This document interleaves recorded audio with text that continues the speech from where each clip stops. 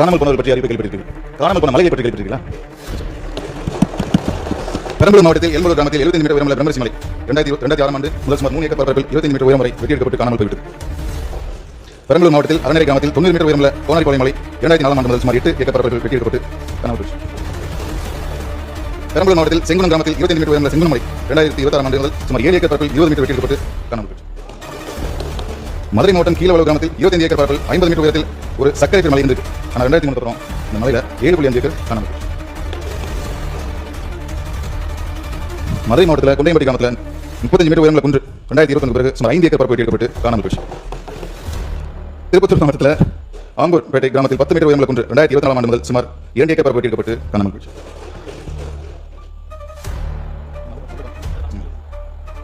ராணிப்பேட்டை அனந்தலை கிராமத்தில் 16.16 ஹெக்டேர் பரப்பளவில் 70 மீட்டர் உயரத்தில் அனந்தலை மலை வந்திருக்கு. ஆனால் 1990 அப்புறம் இந்த மலையை காணாமல் போய்விட்டது.